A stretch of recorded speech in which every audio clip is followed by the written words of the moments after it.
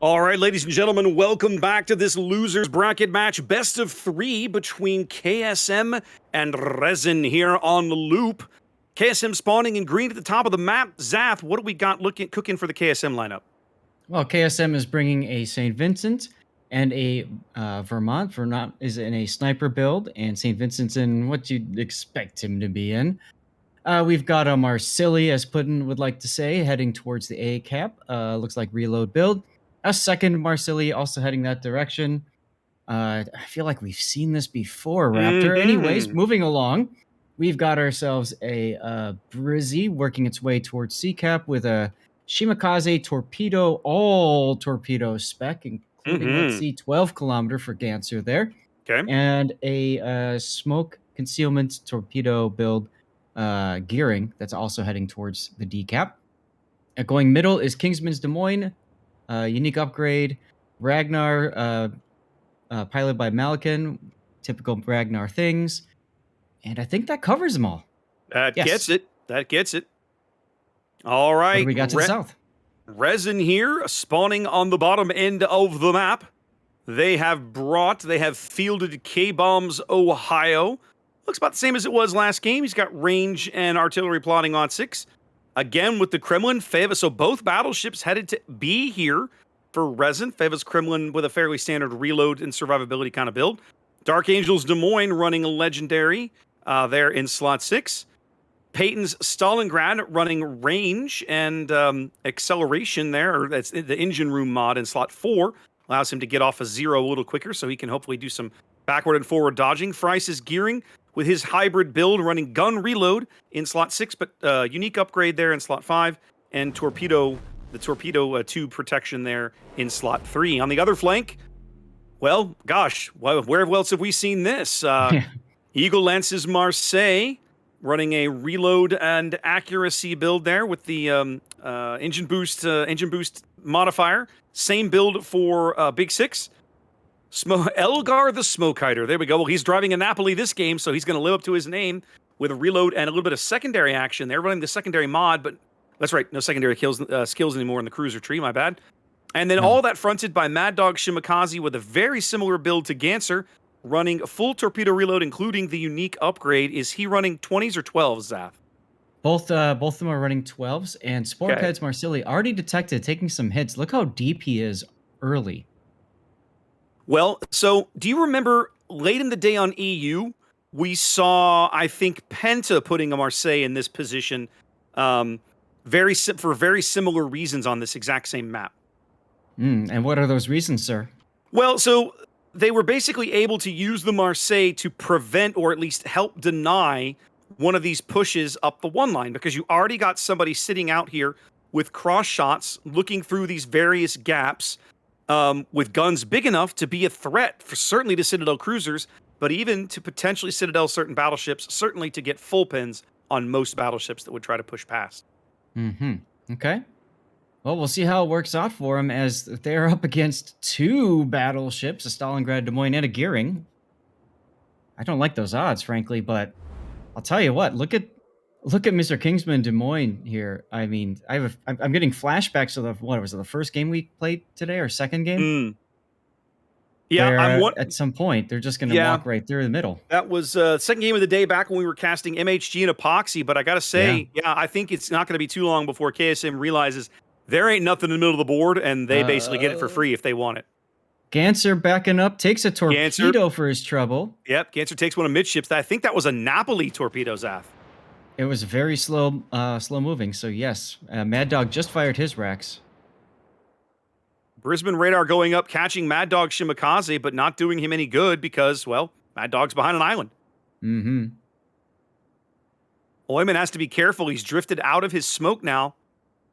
It's possible for him to get lit if he keeps firing. Looks like he's going to pull the trigger. Hold on the trigger, I should say.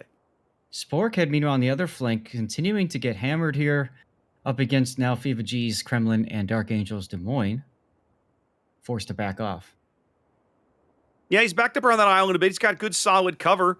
Now, Swag is the one that I'd be worried about now. He's got an Ohio and a Kremlin salvo coming on his broadside. Yeah. The Kremlin salvo actually doesn't do very much, but the Ohio salvo took away about 15, 16,000. I mean, RESIN is very much in a strong position to push this flank if they want to. They've come all this way with 5 ships. It feels like they almost have to. Let's see if they do it or not.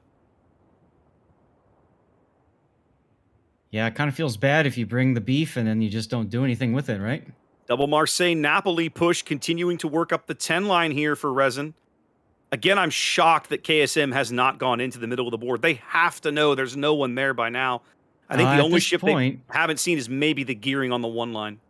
Yeah, Kingsman is moving forward, but he's being very cautious. I think that I'll bet you they haven't seen one of the destroyers yet, and they're just really concerned. But I'm almost positive it's that gearing. It's Frice's gearing that they think. Well, I mean, the smoke is there. They have to have an idea of where he is. Yeah, it should be a dead giveaway. They also haven't spotted Mad Dog, I don't think. But I would have figured the torpedo salvos coming in over here would have given away his position. Malikan does touch C, drawing out Peyton's radar, but it's not going to do Peyton any good. He has no shots. And Malikan just sails right out of the range of that radar.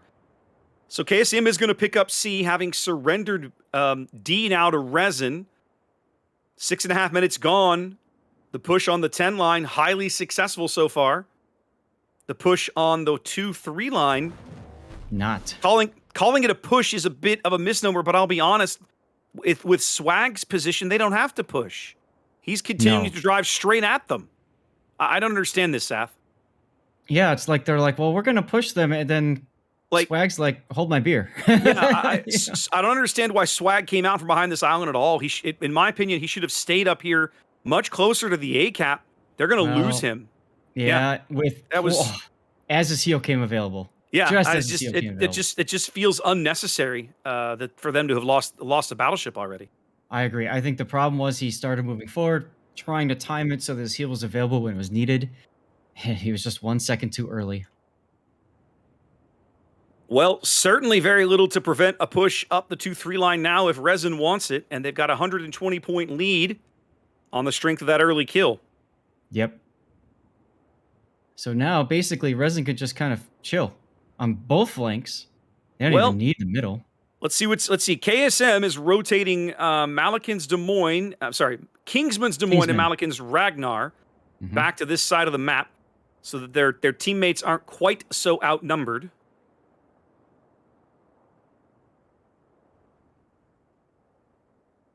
You have to wonder. See, it seems like the 10 line push is doing a little bit of reorganization here, Zach. Well, I'm taking a look at it right now. Yeah, Big Six spotted now, backing off. Eagle Lance waiting. Mad Dog waiting. Elgar waiting. I agree with you. They're getting ready for. I think they're trying to get into a kite away position. I mean, there's no need to push here for them. Radar going up. John the Pickles Marseille getting charged by Frice's gearing. I think, is the gearing going to come around the corner in the hopes that he can kill him? Does he even need to? Frice is going for it. There's the reload booster. Frice takes a couple of bow fires. He's trying to protect the torpedo tubes. Let's see if he can pull it off. He's got to get him in the water right about now. You see there, John going for the torpedo tube disable. It's not enough, though. He doesn't get it. No, he goes down right there. He does get it, but is Frice going to survive? 1,000 HP. They need a couple of shells. That's all they need. They haven't gotten it yet. Wow. They're smoking the Des Moines up there. Frice managing to cling to it on 1,000 HP. Sporkhead taking it in the bow from Favas Kremlin. That's crazy that he was able to pull that kind of a play off. I'm a little surprised he didn't die for that. But I mean, John was out there by himself. There was the other people who could take that shot were taking it, but it's such a long range you couldn't have expected very much.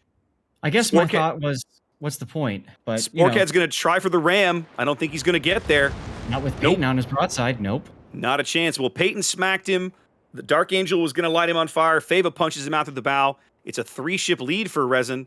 Bryce has a clear road to the A cap. And now Kingsman does bow in and reverse in the Des Moines? I mean, he's going to get absolutely destroyed by the Ohio for moving out for this position. Well, guys, we're going to game 3. The Stalingrad's going to follow up and miss. I'm surprised Peyton didn't punch him out right here. The Kremlin's going to take it. Yep. I think KSM just called a wipe, Zath. I think so too. Kingsman literally just sailed out and basically threw his ship away. Malikin's just sitting here stationary with his guns going. They know they know they can't recover from this, I don't think. Very decisive early play as Mad Dog. Absolutely. He's gonna take a torp? No. The enemy is about to win. I mean, I feel like the guys left over here on the 9-10 line for KSM did about as well as they could have with what they were up against, right? Double Marseille, Napoli, 12-kilometer Shimakaze. They bent, they gave the cap up, fine, but they didn't fold completely, and they've put good damage into these guys to slow them down. I think maybe they took too long, realized the middle of the board was empty, but I think that's probably the only real criticism I can come up with. I think RESIN Strat was just stronger here. Yeah. Also, the over-aggressive push on the side of that St. Vincent really sealed the deal on that side. But they put all their pieces over there on the 1-2 line, and then they just held. And it just felt bad because by doing so, they allowed RESIN to get into these positions to start working around these guys, and then for whatever reason, Swag says, "Let's just go," and nobody else did. Yeah, the St. Vincent kind of throwing his ship away was a bit of a miss. I'm not sure what happened there. They had to know those ships south of him had positions to just punch him out if he tried to make that play. Yeah, exactly. All right, well, let's throw it back to the analyst desk. They can have fun with this one, and we'll see you guys in a little bit for Game 3.